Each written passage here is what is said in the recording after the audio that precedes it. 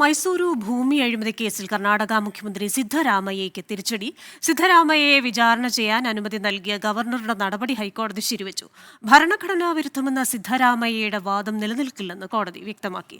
വിവരങ്ങളുമായി അരുൺ പൂപ്പറമ്പയാണ് ചേരുന്നത്.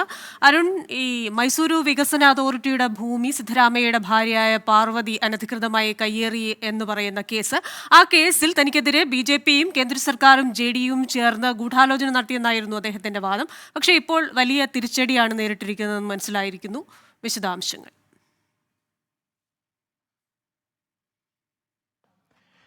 ക്രിസ്റ്റീന്, ഏറെ രാഷ്ട്രീയ പ്രാധാന്യമുള്ള കേസിലാണ് ഹൈക്കോടതിയുടെ നിർണായക വിധി ഉണ്ടായിട്ടുള്ളത്. ജസ്റ്റിസ് നാഗപ്രസന്ന ഒരു സിംഗിൾ ബെഞ്ചാണ് നിലവിൽ ഇപ്പോൾ ഈ വിധി പറഞ്ഞിട്ടുള്ളത്.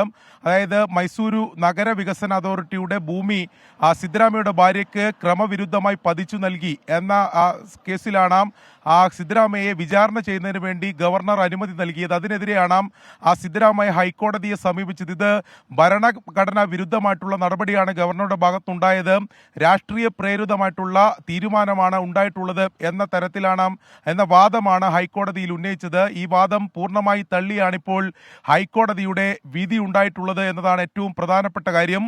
ഭരണഘടനാ വിരുദ്ധമെന്ന നിലപാട് അത് നിലനിൽക്കില്ല, ഭരണഘടനാ വിരുദ്ധമെന്ന വാദം നിലനിൽക്കില്ല എന്നതാണ് ഹൈക്കോടതി പറഞ്ഞിട്ടുള്ളത്. സാധാരണ നിലയിൽ മന്ത്രിസഭ തീരുമാനമനുസരിച്ചാണ് ഗവർണർ ഇത്തരം തീരുമാനങ്ങൾ എടുക്കുക.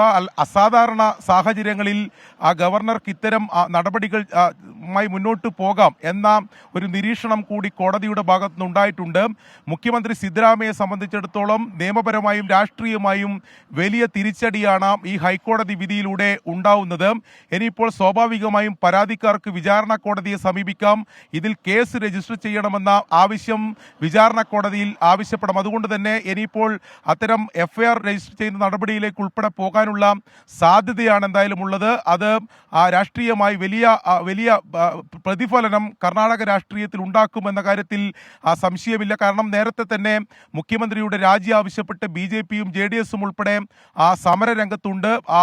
അത്തരത്തിൽ വലിയ അഴിമതിയാണ്, വലിയ ഭൂമി കുംഭകോണമാണ് നടന്നിട്ടുള്ളതെന്ന വാദം, അത്തരത്തിലുള്ള ആരോപണം ഉന്നയിച്ചുകൊണ്ട് ഇതിനകം തന്നെ പ്രതിഷേധവുമായി പ്രതിപക്ഷം രംഗത്തുണ്ട്. അവർക്ക് വലിയൊരു ആയുധമാണ് ഹൈക്കോടതി വിധിയിലൂടെ ഇപ്പോൾ ലഭിച്ചിരിക്കുന്നത്. മൈസൂരു ഡെവലപ്മെന്റ് അതോറിറ്റി അഥവാ മൂട ഭൂമി കുംഭകോണ കേസിൽ സിദ്ധരാമയ്യയെ വിചാരണ ചെയ്യാമെന്ന് കോടതി പറഞ്ഞിരിക്കുകയാണ്. വലിയ തിരിച്ചടിയാകും ഇതെന്നാണ് അരുൺ പൂപ്പറമ്പ റിപ്പോർട്ട് ചെയ്യുന്നത്.